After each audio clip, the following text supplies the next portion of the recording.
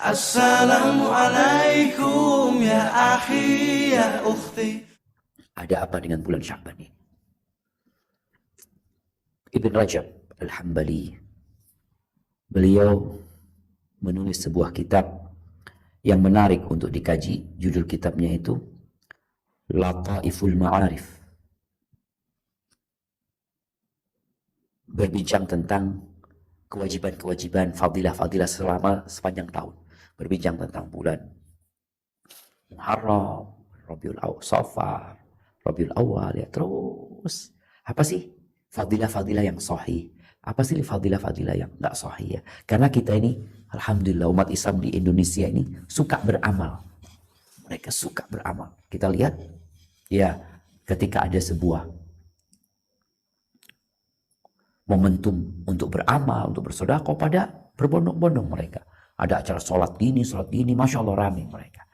Tapi yang menyedihkan, sebagian kita beramal tanpa ilmu.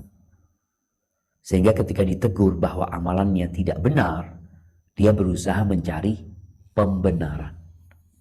Seharusnya orang itu ketika ditegur, kalau dia memang tahu, aku beramal ini tanpa ilmu, aku cuma ikut-ikutan. Ketika datang ilmu, jangan mencari pembenaran, tapi berusaha untuk mengikuti ilmu yang telah sampai kepadanya. Ahibati fillah, bicara tentang bulan Sya'ban, ini termasuk bulan yang banyak fadilahnya. Amr bin Qais al-Mullai, idza dakhala syahr Sya'ban aghlaqa hanutahu wa tafarraga liqira'atil Qur'an. Ini Amr bin Qais ya, apabila masuk ke bulan Sya'ban, dia tutup tukunya. Tuku tempat dia usaha dia tutup. Ngapain dia tutup tukunya? Dia fokus baca Al-Quran. Di bulan Sya'ban dia sudah mulai fokus baca Quran. Salamah ibn Kuhail mengatakan, kana yuqalu syahru Sya'ban syahrul Qurra. Dulu dikatakan bulan Sya'ban itu bulannya para penghafal Quran. Jadi di bulan Sya'ban mereka berusaha untuk murajaah Qur'annya, baca Qur'annya, persiapan untuk Ramadan. Karena syahrul Ramadan, bulan yang diturunkan di dalamnya Al-Quranul Karim. Tapi untuk dapat memanfaatkan bulan Ramadan, maka perlu persiapan. Bulan Sya'ban ini bulan persiapan untuk masuk ke bulan Ramadan. Habib Ibn Thabit, idza dakhala Sya'ban, dia juga mengatakan hada syahrul Qur'an. Dia mengatakan ini bulannya para penghafal Quran. Jadi dia benar-benar memanfaatkan bulan Sya'ban untuk membaca Al-Quran, untuk memurajaah hafalannya. Abu Bakar Al-Balkhi mengatakan syahrul Rajab syahrul zara'. Bulan Rajab ini bulan untuk menanam. Wa syahrul Sya'ban syahrul saqi zar'. Bulan Sya'ban yang kita udah di dalamnya ini bulan untuk menyirami. Jadi kemarin bulan Rajab itu kita seharusnya sudah mulai mempersiapkan tanah yang hendak kita tanami untuk dibersihkan ya, dibajak itu sawahnya, kemudian benih-benih mulai ditanam. Di bulan Sya'ban ini bulan pemupukan, disirami, dikasih pupuk. Wa syahrul Ramadan syahrul hasadiz zar'. Bulan Ramadan itu bulan panen apa yang ditanam. Beliau juga mengatakan, Abu Bakar Al-Bakri mengatakan, mathalu syahri Rajab karih. Bulan Rajab itu seperti angin. Perumpamaannya ini, bulan Rajab, salah satu bulan haram itu, seperti angin. Wa mathalu Sya'ban, mathalul ghaib. Bulan Sya'ban ini seperti awan. Awan itu ditiup sama angin. Angin datang meniup awan. Wa mathalu Ramadan mithal matar. Bulan Ramadan pas bulan turunnya hujan. Maka bagaimana angin itu bertiup, bagaimana kemudian awan itu berkumpul lalu menurunkan air hujan. Wa man lam yazra' wa yaghris fi Rajab.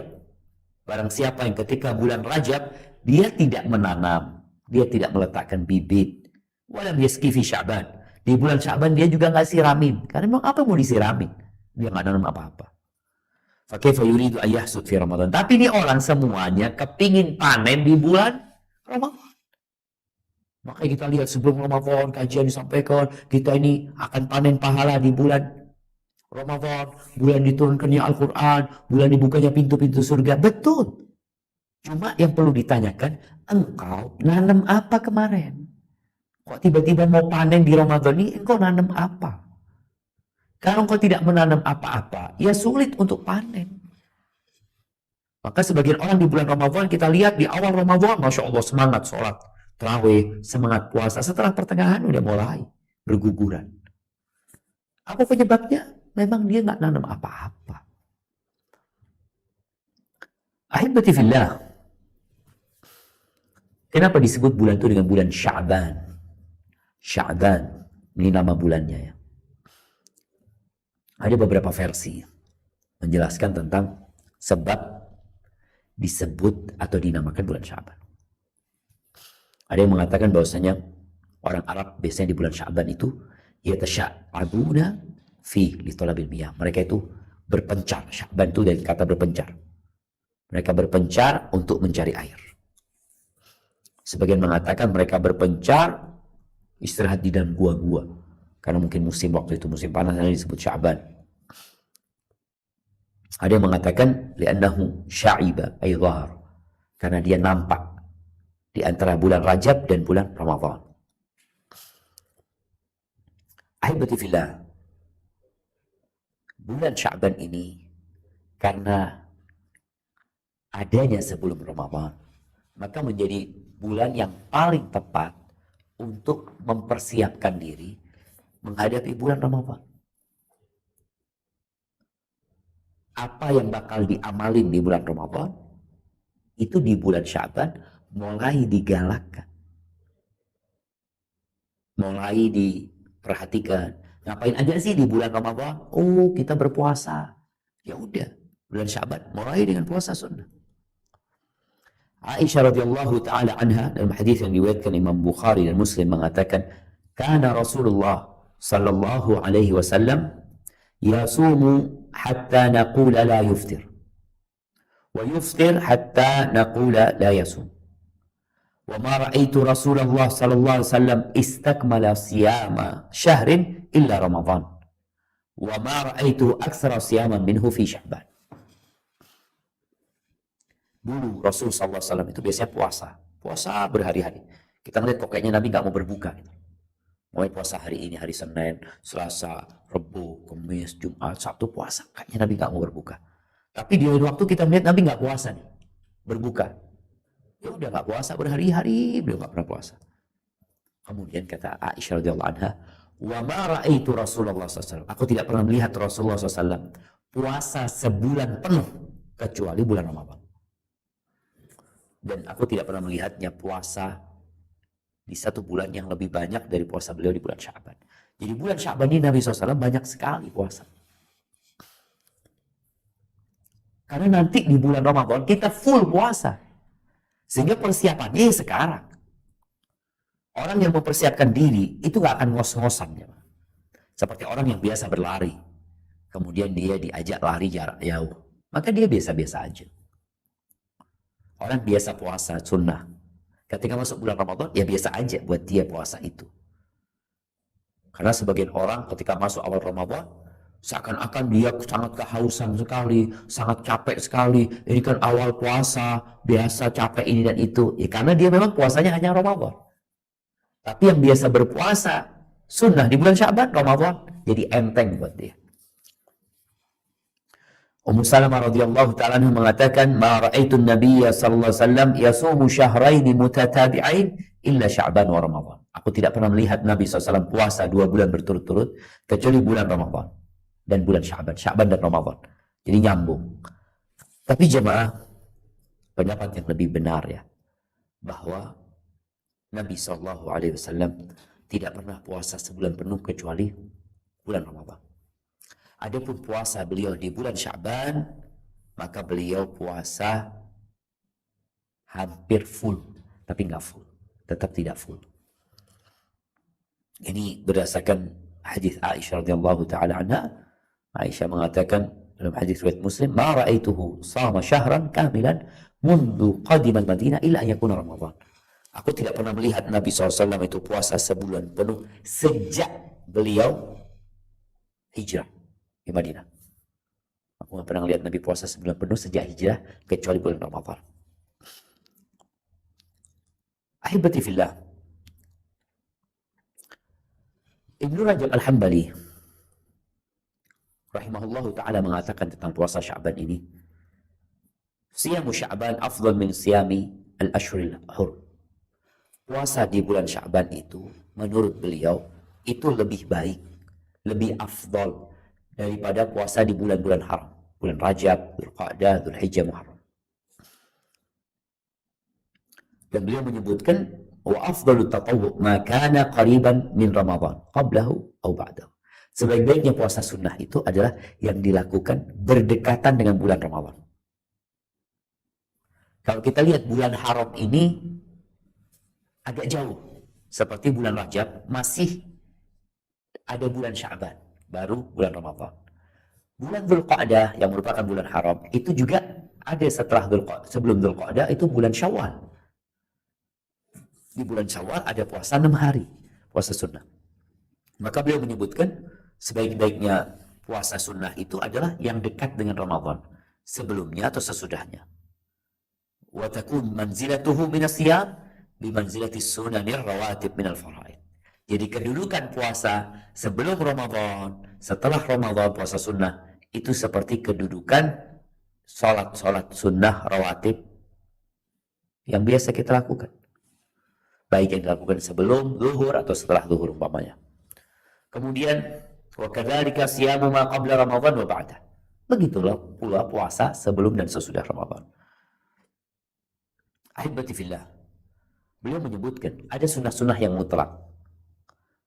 Dan puasa juga seperti itu. Sehingga ibadah yang paling mulia adalah yang berdekatan dengan ibadah yang wajib. Seperti sholat sunnah qabliyah atau ba'diyah. Para ulama berbeda pendapat tentang penyebutan alasan. Kenapa Nabi SAW kok banyak sekali puasa di bulan Sya'ban? Apa alasannya? Pendapat pertama mengatakan karena Nabi SAW biasa puasa 3 hari dalam sebulan. Tapi terkadang beliau nggak puasa disebabkan safar atau perkara-perkara yang lainnya.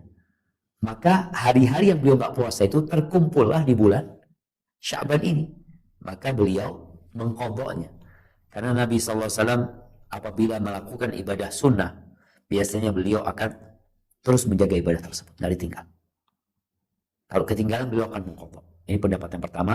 Jadi beliau menjadikan bulan Sya'ban bulan untuk menggantikan puasa 3 bulan dalam sebulan yang beliau tinggalkan. Makanya banyak puasanya.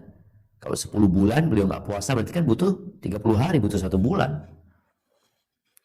Pendapat kedua mengatakan bahwasanya istri-istri Nabi itu mereka biasanya mengqadha utang puasa Ramadan di bulan Sya'ban. Nabi puasa dan mereka mendampingi istri-istrinya.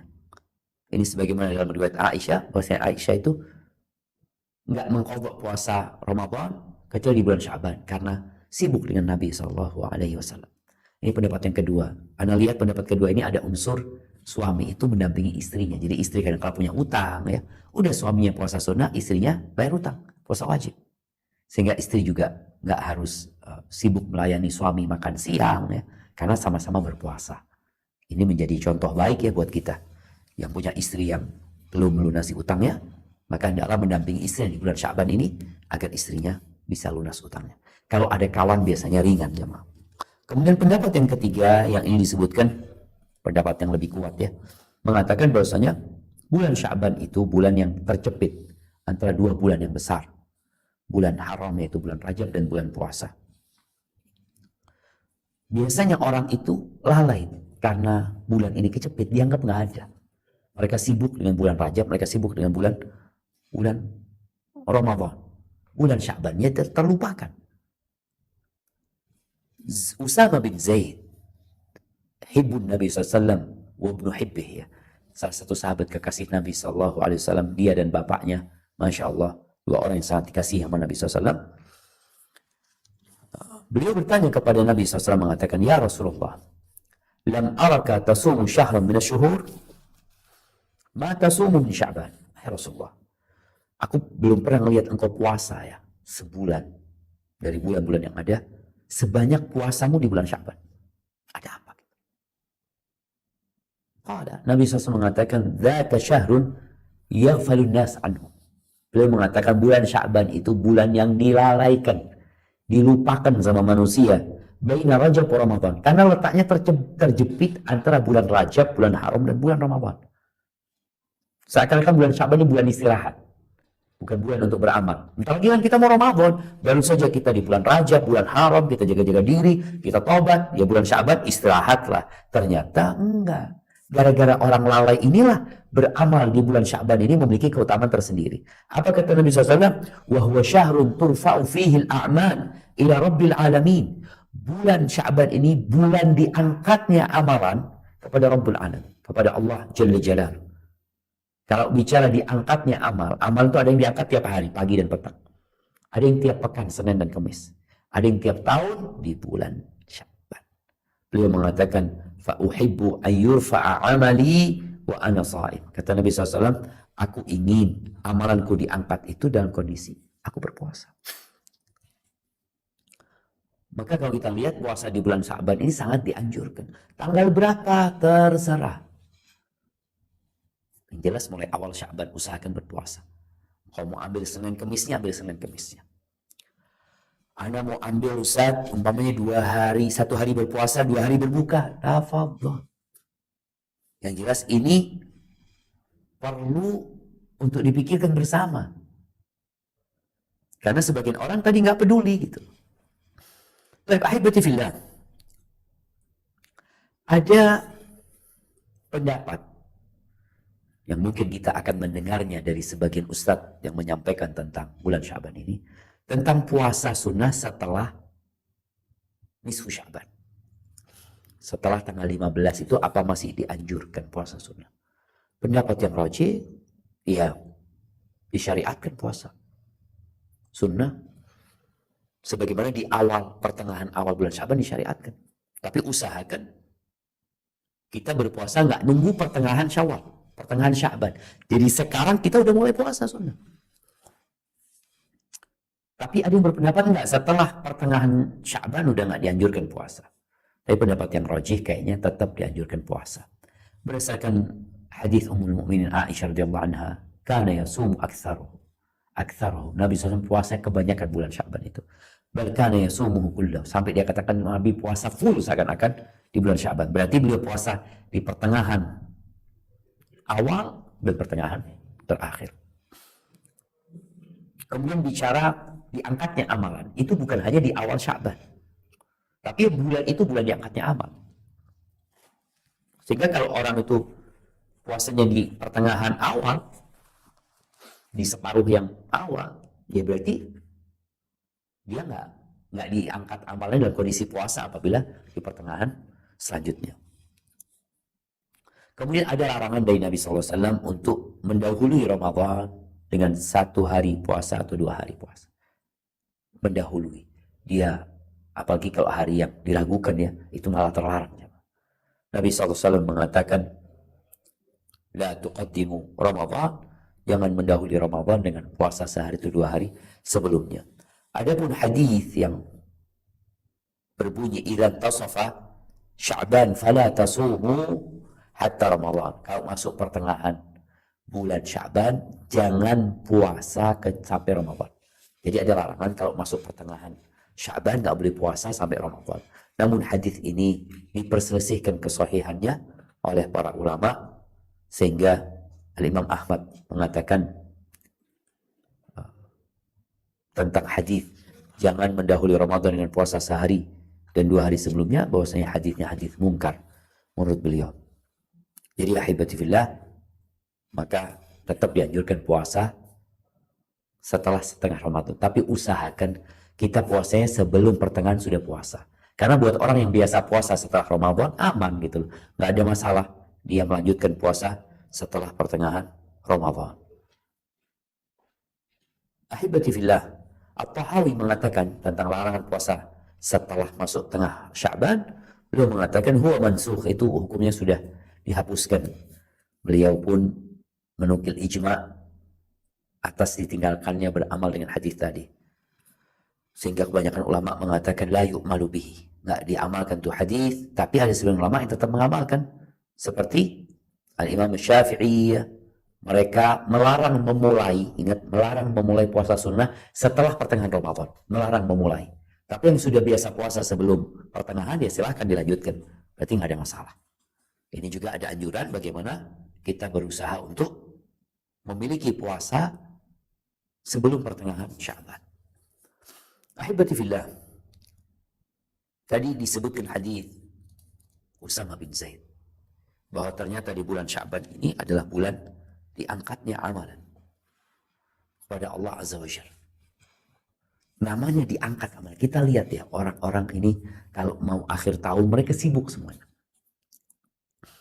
Sibuk untuk buat laporan. Kadang-kadang ada barang yang harus habis tapi belum habis. Makanya di akhir tahun itu selalu orang-orang itu obrol sudah. Diskon 70%, diskon sekian. Karena apa? Udah mau habis nih tahunnya. Bagaimana dengan bulan Sya'ban? Karena bulan ini bulan pelaporan amalan, maka seharusnya kita semangat. Tapi bulan ini dilengahkan sama banyak manusia gara-gara bulannya kecepit. Sehingga kita lihat, karena waktunya banyak dilengahkan sama manusia, pahalanya bertambah besar, jemaah. Allah menjelaskan yang seperti itu. Jadi beribadah di waktu-waktu yang sulit. Sampai Nabi SAW menyebutkan tentang orang yang berpegang teguh dengan agamanya. Itu seperti berpegang kepada bara api. Yang beramal pada saat itu. Seperti yang diamalkan sahabat pada masanya sahabat. Maka mereka akan mendapatkan pahala 50 dari para sahabat Nabi radhiyallahu ta'ala. Maka di sini perlu kita kaji sedikit tentang hikmah beramal di waktu-waktu yang lalai. Jadi waktu orang-orang sedang sibuk mencari dunia, kita tahu beribadah. Maka bicara sholat duha yang paling mulia itu hina tarmudul fisal, sholatul awwabin. Ketika anak-anak onta itu mulai kepanasan ya, udah mulai beranjak di tempatnya, kita sholat. Biasanya orang udah malas tuh sholat, kita malah sholat. Yang buka toko, yang sedang bekerja, sedang sibuk dengan pekerjaannya, ini orang malah sholat. Maka beramal di waktu-waktu yang banyak manusia lengah, maka ibadahnya akan berlipat ganda. Seperti sholat di akhir malam. Nabi SAW mengatakan, afdalus sholat ba'dal faridah qiyamul lail. Sebaik-baiknya sholat sunnah setelah sholat wajib itu ya qiyamul lail. Ketika orang-orang sedang tidur gitu, sedang menikmati, ini malah beribadah. Disebutkan di sini beberapa faedah tentang menghidupkan waktu yang dilalaikan itu dengan amalan-amalan soleh. Yang pertama, namanya orang sedang lalai, berarti kita beribadah orang pada nggak tahu gitu. Di sini menyembunyikan amalan sunnah ya, itu lebih utama daripada menampakkannya. Apalagi bicara puasa. Puasa ini amalan yang tidak terdeteksi sama manusia. Maksudnya, ya kan nggak kelihatan orang puasa dengan tidak puasa itu ada tandanya. Nggak kelihatan tandanya. Nggak ada gerakan yang dilakukan. Orang sholat dengan tidak sholat kelihatan. Oh, ini sedang sholat. Dari mana kau tahu? Ya aku tahulah. Dia menghadap ke kiblat, kemudian dia mengatakan Allahu Akbar, kemudian dia ruku, dia sujud. Kelihatan orang ini sedang sholat. Tapi kalau dikatakan orang ini sedang puasa, dari mana kau tahu sedang dia puasa? Sedangkan puasa itu meninggalkan dan bukan mengamalkan. Meninggalkan. Itu meninggalkan syahwatnya. Dari fajar terbit sampai matahari terbenam. Kemudian biasanya beribadah di waktu yang dilalaikan manusia itu lebih berat untuk jiwa manusia. Dan semakin berat untuk jiwa manusia, maka pahalanya semakin berlipat ganda. Karena Allah memandang kepada kelelahan yang harus dilewati manusia. Kemudian orang yang menyendiri atau dia beribadah secara sendirian, dia berpisah dari ahli maksiat, maka kadang-kala orang itu menjadi penyebab bala itu nggak turun kepada negeri itu. Karena masih ada orang soleh di sana yang berusaha untuk memperbaiki, mendekatkan diri kepada Allah Azza wa Jalla. Tapi ingat, kita berusaha bagaimana kita bukan hanya baik di diri kita, tapi mengajak orang lain untuk baik, jemaah. Dan ketika amalan diangkat kepada Allah Azza wa Jalla, maka harapan kita, amalan kita itu diangkat dalam kondisi kita puasa. Kita menjaga syahwat kita. Kita amalan juga banyak. Nabi Ibrahim alaihissalam ketika membangun Ka'bah, apa doanya? Rabbana taqabbal minna innaka antas samiul alim. Ya Allah, terima dari kami ya Allah. Sesungguhnya Engkau Maha mendengar dan Maha mengetahui. Minta kepada Allah Azza untuk diterima. Maka kita berusaha dengan kita berpuasa, doanya mustajab, kita lebih jauh dari kemaksiatan, sehingga harapannya amalan kita lebih diterima oleh Allah Azza wa Jalla. Baik, ahibati fillah. Di bulan Sya'ban ini ada malam nisfu Sya'ban. Ada apa dengan malam nisfu Sya'ban ini? Ternyata ada banyak hadis yang menyebutkan tentang malam nisfu Sya'ban. Pertemuan sekarang anak akan sebutkan hadis yang sahih.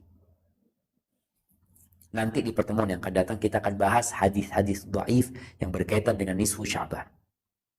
Apa tujuannya? Agar kita tidak salah beramal. Kadang-kala orang itu beramal gara-gara mendengar hadis dhaif, bahkan ada hadis palsu. Adapun hadis yang sahih ada dua, walaupun hadisnya pun diperselisihkan oleh para ulama. Yang pertama hadis Abu Musa al-Ash'ari dari Rasulullah SAW. Beliau bersabda, Inna Allah la yattali'u fi laylatin nisfi min Sya'ban fayaghfir li jami'i khalqihi illa li musyrikin aw musyahid. Sesungguhnya Allah Azza wa Jalla itu memandang pada malam nisfu Sya'ban kepada hamba-hambanya. Maka Allah mengampuni dosa semua hambanya kecuali dua manusia. Yang satu musyrik, orang musyrik. Orang melakukan kesyirikan tidak akan diampuni dosanya. Yang kedua musyahid. Musyahid ini yang orang bertikai, orang yang menyimpan dendam. Orang yang berantem, yang gak mau bertegur sapa. Dan kita lihat setan itu, dia berusaha bagaimana menyesatkan manusia agar manusia melakukan kesyirikan. Ya. Ketika dia gak mampu membuat orang melakukan kesyirikan, apa kata Nabi SAW? Inna syaitana qad aisa ayya'budahul musallun fi jaziratil Arab walakin fit tahrish bainahum. Sesungguhnya syaitan itu udah putus asa bisa disembah lagi di Jazirah Arab. Dia udah putus asa karena melihat orang berlomba-lomba beramal soleh, mereka belajar. Terus apa yang dilakukan syaitan? Maka syaitan berusaha untuk mengadu domba di antara mereka agar mereka berantem, agar mereka bertengkar, agar mereka tidak bertegur sapa. Itu yang dilakukan syaitan. Karena buat syaitan, kalau orang itu melakukan perbuatan tadi, merusak hablum minan nas dengan keluarganya, maka dia nggak akan diampuni dosa-dosanya. Maka setan punya kawan lagi ke neraka. Kemudian hadis yang kedua riwayat Abdullah bin Amr bin Al-As radhiyallahu anhu, bahwa Rasulullah SAW bersabda, "Yattali'u Allah ila khalqihi lailatan nisfi min Sya'ban." Allah memandang kepada hamba-hambanya pada malam nisfu Sya'ban, fayaghfir li'ibadihi illa al-itsnain. Allah mengampuni semua hamba-hambanya kecuali dua orang. Sama, musyahin wa qatilun nafs. Kalau di sini musyahin orang yang menyimpan dendam dan orang yang membunuh dirinya. Itu enggak diampuni oleh Allah Azza wa Jalla. Maka ahibati fillah, kita perlu renungkan dua hadis yang baru saja kita dengar. Hadis yang pertama itu diriwayatkan oleh Abu Dawud dan Ibnu Majah dan Daruqutni dan dihasan oleh Syekh Albani rahimahullahu taala. Hadis yang kedua itu riwayat Abdullah bin Amr bin As, itu hadis riwayat Imam Ahmad dan Al-Mundhiri dan dihasan oleh Syekh Albani rahimahullahu taala. Baik, kita renungkan dua hadis ini. Yang pertama, Allah mengampuni untuk semua hamba-hambanya pada malam nisfu Sya'ban. Maka berarti kita perlu hati-hati, jangan sampai kita melakukan kesyirikan. Jangan sampai kita menyimpan dendam. Oh, ana memutus silaturahmi sama fulan, ini mau diangkat nih. Kok nggak baikan sama fulan, nggak diangkat amalannya, nggak diampuni dosa-dosa. Jadi kita perlu mengecek kondisi hati kita. Kalau memang ada orang-orang yang mungkin kita tidak mau mengenal dia lagi, tidak bertegur sapa sama dia lagi, dia saudaramu, ucapkan salam paling tidak. Dan yang kedua, bahaya dari menyimpan dendam, permusuhan di antara manusia. Allah nggak ngampuni dosa-dosa orang yang menyimpan dendam. Setiap hari Senin dan Kamis pun ketika diangkatnya amal sama, kecuali buat orang yang menyimpan dendam dan orang yang bermusuhan sama saudaranya.